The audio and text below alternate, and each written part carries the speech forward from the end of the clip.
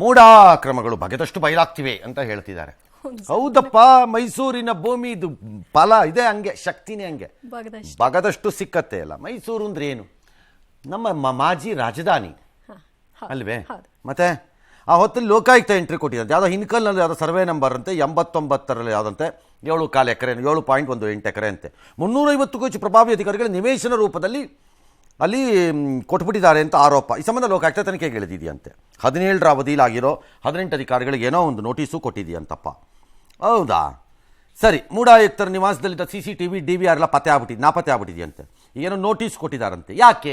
ಯಾರೋ ಸಂಬಂಧಪಟ್ಟವರೋ ಅಥವಾ ಆಸಕ್ತರೋ ಸಾಕ್ಷ್ಯನಾಶ ಮಾಡಲಿಕ್ಕೆ ಮಾಡಿದ್ದಾರೆ ಅಂತ ಯಾರ್ದೋ ಒಬ್ಬರ ಆರೋಪ. ಕಂಡುಹಿಡಿಬೇಕೀಗ ಅದನ್ನು. ಅಲ್ಲಿ ಯಾರು ಬಂದಿದ್ರು ಯಾರು ಹೋದ್ರು ಅಂತ ಗೊತ್ತಾಗಬೇಕಲ್ವೇ? ಬಟ್ ಈ ಎಕರೆ ನಂಗೆ ಅರ್ಥವಾಗ್ತಿಲ್ವೇ? 7 ಎಕರೆ 18 ಗುಂಟೆ ಅಂತಾರೆ. ನಿಯಮಗಳ ಪ್ರಕಾರ ಮಾಡಿದ್ರೆ ನನಗಿರುವ ನನ್ನ ಗೆಳೆಯರುಗಳು ಇವರು ಯಾರು ಇದರ ಸುದ್ದಿಗಳು ಬಂದಾಗೆಲ್ಲ ಕೇಳ್ಕೊಂಡಿರ್ತೀನಲ್ಲ, ಅವ್ರು ಹೇಳೋದು ಒಂದು ಎಕರೆನಲ್ಲಿ ಆ ಥರ ಎಲ್ಲ ಮಾಡೋದು ಎಷ್ಟೋ BDA ರೂಲ್ಸು ಅದೇನೋ ಮೂಢ ರೂಲ್ಸಲ್ಲೆಲ್ಲ ಮಾಡಿದ್ರೆ ಅದೆಷ್ಟೋ 18 ಸೈಟೋ 20 ಸೈಟೋ 30-40 ಸೈಟ್ ಆಗುತ್ತೆ ಒಂದೊಂದು ಎಕರೆಗೆ ಅಂತಾರೆ. 7 ಎಕರೆಗೆ 140 ಸೈಟ್ ಆಗ್ಬೋದಪ್ಪ. 350 ಜನಕ್ಕೆ ಹೆಂಗೆ ಕೊಡೋಕ್ಕಾಗತ್ತೆ? ಒಬ್ಬೊಬ್ಬರಿಗೆ ಎಷ್ಟು ಮಾಡ್ತಾರೆ ಹಾಗಾದ್ರೆ? ಅಲ್ಲ, ಪ್ರಭಾವಿ ಅಧಿಕಾರಿ ತಡಿಪಟ್ಟಿ ಕೊಡ್ತಾರಾ? ಏನೋ ಹೆಚ್ಚು ಕಡಿಮೆ ಆಗಿದೆಯಲ್ಲ ಇಲ್ಲಿ ಇನ್ಫಾರ್ಮೇಶನ್. ನೋಡೋಣ ಮುಂದೆ. ಎಸ್, ಆಯುಕ್ತರು ಮಾತಾಡಿರೋದು ಸರ್.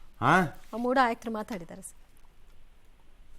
ಏನೇನಿದೆ ಅಂತ ಒಂದು ವರದಿ ಕೊಡಿ ಅಂದ್ಬಿಟ್ಟು ನಾನು ಅವ್ರಿಗೆ ಕೇಳಿದ್ದೀನಿ. ಸ್ಟಾಕ್ ರಿಜಿಸ್ಟ್ರು ಎಲ್ಲ ವೆರಿಫೈ ಮಾಡಿಕೊಂಡು ಏನೇನು ಹಾಕಿದ್ರು, ಎಷ್ಟು ಹಾಕಿದ್ರು, ಇದ್ದಿದ್ರೆ ಎಲ್ಲೋಯ್ತು ಏನು ಅಂತ ಎಲ್ಲ ವೆರಿಫೈ ಮಾಡಿಕೊಂಡು ಕೊಡಿ ಅಂತ ಹೇಳಿದ್ದೀನಿ. ಅವರು ಹೊಸಬ್ರೆ ಬಂದಿರೋದು, ಅವ್ರಿಗೂ ಐಡಿಯಾ ಇಲ್ಲ. ಹಾಗಾಗಿ ಎಲ್ಲ ಪರಿಶೀಲಿಸಿ ಎಲ್ಲ ಹೊಸಬ್ರೆ ಫಸ್ಟ್ ಬರೋರು ಹೊಡ್ಕೊಳ್ಳೋದು ಹೋಗೋದು, ಹೊಸಬರು ಬರೋದು ಅದನ್ನ ತಿಳ್ಕೊಳಕ್ ಹೊಸಬರು ಅಷ್ಟೊತ್ತಿಗೆ ಅವ್ರು ಹೋಗ್ತಾರೆ, ಇನ್ನೊಬ್ರು ಹೊಸಬ್ರು ಬರೋದು. Same process. ಸೇಮು. ಆದರೆ ಬಜೆಟ್ ಅಲ್ಲಿ ಮಾತ್ರ 45%. 145 ರೂಪಾಯಿ ಎಲ್ಲಿಗೆ ಹೋಗುತ್ತೆ ಅಂದ್ರೆ ನಾವು ಸಂಬಳಕ್ಕೆ ಹೋಗುತ್ತೆ. ಕೆಲಸ ಏನ್ ಮಾಡಿದ್ರು ಅಂದ್ರೆ ಅಷ್ಟೇ ಕತೆ ಇದು. ಎಸ್, ರಾಜ್ಯ ಬಿಜೆಪಿಯೊಳಗೆ ಭಿನ್ನ ರಾಗ ನಿಲ್ತಾ ಇಲ್ಲ. ಪಕ್ಷದ ಅಧ್ಯಕ್ಷ ವಿಜೇಂದ್ರ ವಿರುದ್ಧ ಆರ್ಎಸ್ಎಸ್ ನಾಯಕರಿಗೆ ಅತೃಪ್ತರು ದೂರನ್ನ ಕೊಟ್ಟಿದ್ದಾರೆ. ಆರ್ಎಸ್ಎಸ್ ಮುಖಂಡ ಮುಕುಂದ್ ಅವರಿಗೆ ಶಾಸಕರಾದ ಯತ್ನಾಳ್, ರಮೇಶ್ ಜಾರಕಿಹೊಳಿ ಹಾಗೂ ಮಾಜಿ ಶಾಸಕ ಲಿಂಬಾವಳಿ ದೂರನ್ನ ಕೊಟ್ಟಿದ್ದಾರೆ. ವಿಜೇಂದ್ರ ನಾಯಕತ್ವವನ್ನು ವಿರೋಧ ಮಾಡಿದ್ದಾರೆ. ಹಲವು ವಿಚಾರಗಳನ್ನು ಆರ್ಎಸ್ಎಸ್ ನಾಯಕರ ಗಮನಕ್ಕೆ ತಂದಿದ್ದಾರೆ. ಅತೃಪ್ತರ ಅಹವಾಲು ಕೇಳಿದ ಸಂಘದ ಮುಖಂಡರು ನಾಡಿದ್ದು ಸಭೆ ನಡೆಸಿ ಸಮಸ್ಯೆ ಬಗೆಹರಿಸುವ ಭರವಸೆಯನ್ನ ಕೊಟ್ಟಿದ್ದಾರೆ ಎನ್ನಲಾಗಿದೆ. ಈ ಕುರಿತಾಗಿ ನಾಳೆ ಬೆಂಗಳೂರಿನಲ್ಲಿ ಅತೃಪ್ತರು ಪೂರ್ವಭಾವಿ ರಹಸ್ಯ ಸಭೆಯನ್ನು ನಡೆಸೋದಕ್ಕೆ ಮುಂದಾಗಿದ್ದಾರೆ.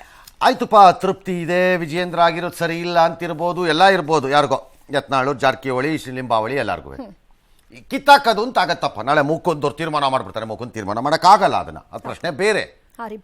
RSSಗೆ ಒಂದು ಲಿಮಿಟೇಷನ್ ಇದೆ ಅನ್ನೋದನ್ನ BJP ಇರೋರೇ ತಿಳ್ಕೊಳ್ಳಲ್ಲ. ಹೊರಗಡೆ ಇರೋರು ನಮ್ಗಳಿಗೆ ಗೊತ್ತಿರತ್ತೆ. ಬೇಕಾರದು ಒಂದು ಲಿಮಿಟೇಷನ್ ಇದೆ ಅವ್ರಿಗೆ. ಬಿಯಾಂಡ್ ದಟ್ ಅವ್ರೇನು ಹೋಗಕ್ಕಾಗಲ್ಲ. ಅವರೇ ನರೇಂದ್ರ ಮೋದಿ, ಅಮಿತ್ ಶಾ ಅಲ್ವಲ್ಲ. ಆಯ್ತಪ್ಪ, ಈ ವಿಜೇಂದ್ರ ಕಿತ್ತಾಕ್ತೀರಿ ಅಂತ ಇಟ್ಕೊಳ್ಳೋಣಪ್ಪ. ಯಾರಪ್ಪ ಎಲ್ಲರಿಗೂ ಒಪ್ಪಿಗೆ ಆಗೋ. ಈಗ ನೀವೆಂಗೆ ಅಪೋಸ್ ಮಾಡ್ತಿದ್ದೀರೋ ನಿಮ್ಮ ಪಂಗಡದಿಂದಾನೋ ಅಥವಾ ನಿಮ್ಮ ಗುಂಪಿಂದ ಯಾರು ನಿಮ್ಮನ್ನ ಅಪೋಸ್ ಮಾಡೋರು ಇದಾರಲ್ವಾ? ಹಂಗಾಗಿ ಯಾರು ಕಾಮನ್ ಫ್ಯಾಕ್ಟರ್ ಹೇಳಿಪ್ಪ ನೋಡೋಣ. ಒಬ್ರನ್ನ ಯಾರೊಬ್ರು ಹೆಸರು ಹೇಳ್ರಿ ನೋಡೋಣ. ಎಲ್ಲಾರು ಅದು ಬರೋದಿಲ್ಲ.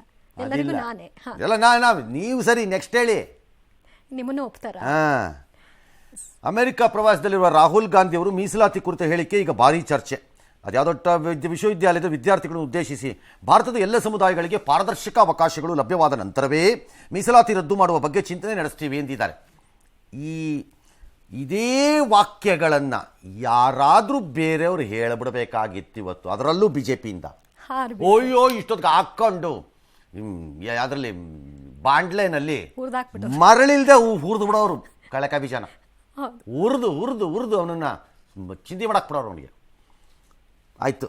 ಇನ್ನು ನಿಷ್ಪಕ್ಷಪಾತ ಪರಿಸ್ಥಿತಿಯಲ್ಲಿ ಇಲ್ಲವಂತೆ ದಲಿತರು, ಆದಿವಾಸಿ, OBCಗಳಿಗೆ ಸರಿಯಾದ ಪ್ರಾತಿನಿಧ್ಯ ಸಿಗುತ್ತಿಲ್ಲ. ಅಭಿವೃದ್ಧಿಯಲ್ಲಿ ಅವರ ಪಾಲುದಾರಿಕೆ ಸ್ವಲ್ಪವೇ ಇದೆ. ಆ ದಿನಗಳು ಬಂದ ನಂತರವೇ ಮೀಸಲಾತಿ. 50 ವರ್ಷ ಇದ್ವಲ್ಲಪ್ಪ, ಯಾಕೆ ಆ ದಿನಗಳನ್ನು ಬರೆಸಲಿಲ್ಲ ಯಾರುವೆ? ಇವ್ರು 14 ವರ್ಷ ಬಿಡಿ, ಇವ್ರು ಕಳೆದಿರೋದು ಅಷ್ಟರಲ್ಲೇ ಇದೆ, ಅದು ಬೇರೆ ವಿಚಾರ. ಬಟ್ 50 ವರ್ಷ ಇದ್ದ ಕಾಂಗ್ರೆಸ್ಸು ಅವತ್ತಿನಿಂದನೂ ಮೀಸಲಾತಿ ಇದೆಯಲ್ಲ.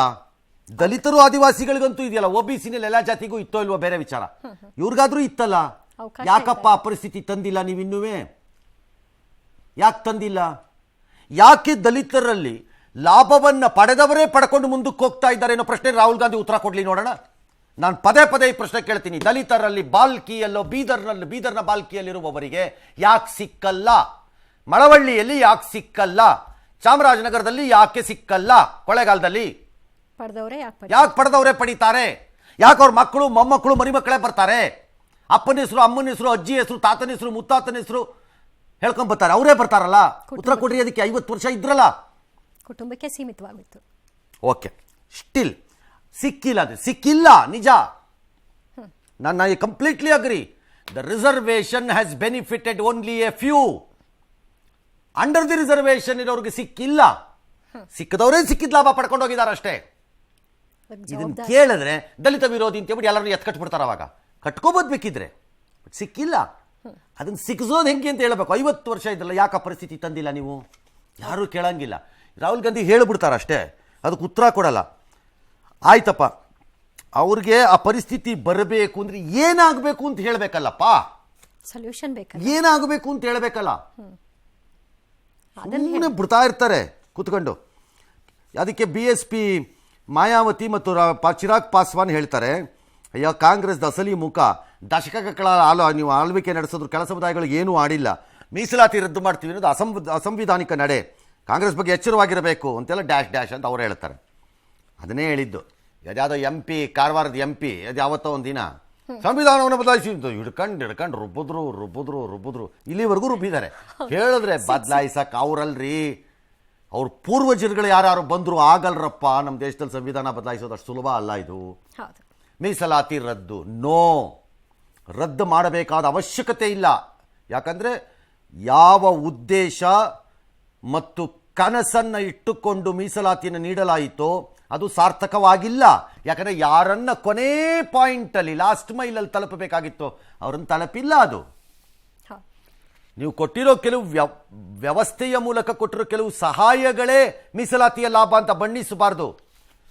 ಪಾಲುದಾರಿಕೆಯಲ್ಲಿ, ಅಭಿವೃದ್ಧಿಯಲ್ಲಿ ಅವರ ಪಾಲುದಾರಿಕೆ, IAS ಅಲ್ಲಿ ಯಾರ್ಯಾರಿಗೆ ಸಿಕ್ಕಿದೆ ಒಂದು ಲಿಸ್ಟ್ ಮಾಡಿಸಿ. ರಾಜಕಾರಣದಲ್ಲಿ ಯಾರ್ಯಾರು MLAಗಳು MP ಗಳಾಗಿದ್ದಾರೆ ಒಂದು ಲಿಸ್ಟ್ ಮಾಡಿಸಿ. ಫಸ್ಟ್ ಜನರೇಷನ್ ಪಾಲಿಟಿಷಿಯನ್ಸು ದಲಿತ ಕಡೆಯಿಂದ ಬರೋದು ಅಷ್ಟು ಈಸಿ ಇಲ್ಲ ಇವತ್ತು ಪರಿಸ್ಥಿತಿನಲ್ಲಿ. ಅಷ್ಟು ಈಸಿ ಇಲ್ಲ ಇವತ್ತು. ಎಸ್, ಮುಂದಕ್ಕೆ ಹೋಗೋಣ. ಇನ್ನು ಸಿಖ್ ಧರ್ಮವನ್ನು ಉಲ್ಲೇಖಿಸಿ ರಾಹುಲ್ ಗಾಂಧಿ ಮಾತನಾಡಿದ್ದಾರೆ. ಭಾರತದ ಕೆಲ ವರ್ಗ, ಭಾಷೆ, ಧರ್ಮಗಳಲ್ಲಿ RSS ಅಭದ್ರತಾ ಭಾವ ಮೂಡಿಸಿದೆ. ಉದಾಹರಣೆಗೆ ಸಿಖ್ಖರು ಟರ್ಬನ್, ಖಡ್ಗ ಧರಿಸೋದಕ್ಕೆ ಹೆದರುವಂತಾಗಿದೆ. ಇದು ಒಬ್ಬ ವ್ಯಕ್ತಿ ಮತ್ತು ಒಂದು ಧರ್ಮಕ್ಕೆ ಸೀಮಿತವಾಗಿಲ್ಲ, ಎಲ್ಲಾ ಧರ್ಮಗಳಲ್ಲೂ ಇಂತಹ ಸ್ಥಿತಿ ಇದೆ ಅಂತ ಹೇಳಿಕೆ ಕೊಟ್ಟಿದ್ದಾರೆ. ಇವ್ರು ಕೂತ್ಕೊಂಡು ಒಂದೊಂದು ಕಡೆಯಿಂದ ಒಂದೊಂದು ಭಾಷಣ ಅಧ್ಯಯನ ಮಾಡಿ ಬಿಟ್ಬಿಡ್ತಾರಪ್ಪ. ಯಾವ ಸಿಖ್ಗೆ ಟರ್ಬನ್ ಕಟ್ಕೊಳ್ಳೋಕ್ಕೆ, ಕಡಗ ಕಟ್ಕೊಳ್ಳೋಕ್ಕೆ ಯಾರು ಕಟ್ಕೋಬೇಡ ಅಂತ ಹೇಳಿರೋನು ಯಾವನು? ನಂಬರ್ 1. ಏನಕ್ಕೆ ಅವ್ರದನ್ನು ಕಟ್ಕೊಳ್ಳೋದಕ್ಕೆ ಭಯ ಪಡೋ ಪರಿಸ್ಥಿತಿ ಏನಿದೆ? ಒಂದು ಹಂತದಲ್ಲಿ ಮಾತ್ರ ಸಿಖ್ಖರಿಗೆ ಭಯಕ್ಕಿಂತ ಅವಹೇಳನ ಮತ್ತು ಅವಮಾನಕ್ಕೆ ಗುರಿಯಾಗಿದ್ದಂಥ ದಿನಗಳು ಪಂಜಾಬ್ನಲ್ಲಿ ಭಯೋತ್ಪಾದಕರ ಇದು ನಡೀತಾ ಇದ್ದಾಗ. ದೇಶದ ಬಹು ಕಡೆಗಳಲ್ಲಿ ಸಿಖ್ಖರನ್ನ ಎಲ್ಲ ಸಿಖ್ಖರು ಭಯೋತ್ಪಾದಕರೇ ಅನ್ನೋ ರೀತಿಯ ವರ್ತನೆಗಳನ್ನು ನಮ್ಮ ಜನ ತೋರಿಸ್ಬಿಟ್ರು ಆ ಟೈಮಲ್ಲಿ. ಅದು ಒಂದು ಟೈಮ್ ಬಿಟ್ರೆ ಇನ್ನು ಯಾವ ಟೈಮಲ್ಲೂ ಅವರ ಟರ್ಬನ್ಗಾಗಲಿ ಅಥವಾ ಕಡಗಕ್ಕಾಗಲಿ ಯಾವುದಕ್ಕೂ ಯಾವ ಸಮಸ್ಯೆಯೂ ಇಲ್ಲ. ಯಾರು ಹೇಳಿದವರು ಯಾರು ಇವ್ರಿಗೆ ಅದು ಸಮಸ್ಯೆ ಆಗಿದೆ ಅಂತ? ಯಾರು ಹೇಳಿರೋರು? ಅದನ್ನೇ ಹರ್ದೀಪ್ ಸಿಂಗ್ ಪ್ರಶ್ನೆ ಮಾಡ್ತಾ ಇದ್ರು. ನನಗೆ ಅರ್ಥನೇ ಆಗ್ತಿಲ್ಲ ಇವೆಲ್ಲ. ಇವರು ಭಯದಲ್ಲಿ ಇದ್ದಾರೆ. ಯಾವ ಭಯ? 84ರಲ್ಲಿ ಸಿಖ್ಖರ ನರಮೇಧ ನಡೆದಾಗ ದಿಲ್ಲಿನಲ್ಲಿ ಯಾರ ಭಯ ಇತ್ತವತ್ತು? ದೊಡ್ಡ ಮರ ಬಿದ್ದಾಗ ಆಗತ್ತೆ ಡ್ಯಾಮೇಜ್ಗಳು ಅಂತಿದ್ರಲ್ಲ, ಯಾರ ಭಯದಲ್ಲಿದ್ರು ಅವತ್ತು? ಯಾರ ಅವಧಿಯಲ್ಲಾಗಿದ್ದದು? All right. ಕಾಂಗ್ರೆಸ್ ಸರ್ಕಾರಗಳೇ ಇದ್ದಾಗ ಕೇಂದ್ರ ಮತ್ತು ಪಂಜಾಬ್ನಲ್ಲಿ ಶಿರೋಮಣಿ ಅಕಾಲಿದಳ ಬಿಟ್ಬಿಡೋಣ, ಕಾಂಗ್ರೆಸ್ಸೇ ಇತ್ತಲ್ಲ, ಇದ್ದಾಗ ಭಯೋತ್ಪಾದನೆ ಪಂಜಾಬ್ನಲ್ಲಿ ವಿಪರೀತಕ್ಕೆ ಹೋಯಿತಲ್ಲ, ಅವತ್ತು ಯಾರ ಭಯದಲ್ಲಿದ್ರು? ಯಾರ ಭಯದಲ್ಲಿದ್ರು? ಅಲ್ಲೆಲ್ಲ ಕೂತ್ ಹೇಳೋದಲ್ಲ, ಇಲ್ಲಿ ಬಂದು ಹೇಳಿ ಸರ್. ಅದೇ ಹೇಳೋದಲ್ಲ, ಅದಕ್ಕೆ ಲಾಜಿಕ್ ಬೇಕಲ್ಲ, ಅದಕ್ಕೊಂದು ಲಾಜಿಕ್ ಬೇಕು. ಅದಕ್ಕೆ ಯಾರು ಭಯದಲ್ಲಿದ್ದಾರೆ ಹೇಳಿ ನೋಡೋಣ. I don't know. ಇದೇ ಅವರ ಆಲೋಚನೆ ಅಂದರೆ ಯಾರೂ ಏನೂ ಮಾಡೋಕ್ಕಾಗಲ್ಲ. ಅದಕ್ಕೆ ವಿ ಕಾಂಟ್ ಟೆಲ್. ಮತ್ತೀಗ ಲೋಕಸಭಾ ಚುನಾವಣೆ ಪಾರದರ್ಶಕವಾಗಿ ನಡೆದಿದ್ರೆ BJPಗೆ 240 ಸೀಟ್ ಬರ್ತಿರಲಿಲ್ಲ. BJPಗೆ ಆರ್ಥಿಕ ಬಲ ಇದೆ, ಕರೆಕ್ಟ್. ಅದನ್ನು ಡಿನೈ ಮಾಡೋಕ್ಕಾಗಲ್ಲ ನಾವು. ಚುನಾವಣಾ ಆಯೋಗ ಅವ್ರಿಗೆ ಅನುಕೂಲವಾಗಿ ಕೆಲಸ ಮಾಡಿತ್ತು ಅಂದ್ಬಿಡ್ತಾರೆ. ಈಗ ಹೊರದೇಶದಲ್ಲಿ ನಿಂತ್ಕೊಂಡು ಈ ಮಾತನ್ನು ಆಡೋದಾದರೆ ನಿನ್ನೆ ಹೇಳ್ತಾರೆ ಮೋದಿಗೆ ಯಾರು ಎದುರ್ಕೊಳ್ಳಲ್ಲ, ಈಗ ದೇಶದ ಚುನಾವಣೆ ತೋರಿಸ್ತು ನೋಡಿ ಅಂತಾರೆ. ಪಾಠ ಕಲಿಸ್ತು 240 ತಂದು ಅಂತ ಹೇಳ್ತಾರೆ. ಇವತ್ತಂತಾರೆ ಅದಕ್ಕೆ 240 ಬರ್ತಿರ್ಲಿಲ್ಲ, ಚುನಾವಣಾ ಆಯೋಗ ಅವ್ರ ಪರವಾಗಿ ಕೆಲಸ ಮಾಡ್ತು ಅಂತ ಅನುಕೂಲವಾಗಿ ಕೆಲಸ ಮಾಡ್ಬಿಡ್ತು ಅಂತಂತಾರೆ. ಯಾವುದನ್ನು ತಗೊಳ್ಳೋಣ? ಜನ ಪಾಠ ಕಲಿಸಿದ್ರು ಅಂತನಾ ಆಯೋಗ ಯಾವುದು ತಗೋಬೇಕು ಅಂತ. ಎರಡನೇದು, ಈ ಚುನಾವಣಾ ಆಯೋಗ ಎಂಬ ಬೆಕ್ಕುಮರಿ ಇದೆಯಲ್ಲ, ಈ ಬೆಕ್ಕುಮರಿಗೆ ಬೇರೆ ಕೆಲಸವಿಲ್ಲ. ನಮ್ಮಂಥವ್ರಿಗೆ ನೋಟಿಸ್ ಕೊಡೋದೇನ ನಿಮಗೆ ಕೆಲಸ? ಚುನಾವಣಾ ಆಯೋಗದವ್ರಿಗೆ ಎಲೆಕ್ಷನ್ ಟೈಮಲ್ಲೋ ಯಾವಾಗಲೋ ಏನೋ ಒಂದು ನೋಟಿಸ್ ತಗೊಳ್ಳಿ, ಮೈಕ್ರೋ ಅಬ್ಸರ್ವರ್ ತಗೊಳ್ಳಿ, ಏನೋ ಮ್ಯಾಕ್ರೋ ಅಬ್ಸರ್ವರ್ ತಗೊಳ್ಳಿ, ಅದು ತಗೊಳ್ಳಿ, ಈ ಅಬ್ಸರ್ವರ್ ತಗೊಳ್ಳಿ, ಅವ್ನು ತಗೊಳ್ಳಿ, ಇವ್ನು ತಗೊಳ್ಳಿ ಅಂತ ಬರೀ ಬುರುಡ ಬಿಟ್ಕೊಂಡು ಕೂತಿರ್ತೀರಲ್ಲ. ಇದನ್ನು ಕೇಳಬೇಕು ನೀವು. ಚುನಾವಣಾ ಆಯೋಗದವರು ರಾಹುಲ್ ಗಾಂಧಿಗೆ ಒಂದು ಲೆಟರ್ ಕಳಿಸಿ ಅಥವಾ ನೋಟಿಸ್ ಕಳಿಸಿ, ಚುನಾವಣಾ ಆಯೋಗ ಅನುಕೂಲವಾಗಿ ಅಂತ ಹೇಳಿದ್ದೀರಲ್ಲ, ಏನು ಅಂತ ಹೇಳಿ. ಪಾರದರ್ಶಕವಾಗಿ ನಡೆದಿದ್ರೆ ಅಂತ ಹೇಳಿದ್ದೀರಲ್ಲ, ಎಲ್ಲಿ ಪಾರದರ್ಶಕವಾಗಿ ನಡೆದಿಲ್ಲ ಅಂತ ಹೇಳಿ ಕೇಳಬೇಕು. ಅನುಮಾನಿಸ್ತಾ ಇದ್ದಾರೆ ಆಯೋಗನ. ಚೆನ್ನಾಗಿದೆ ಇದು.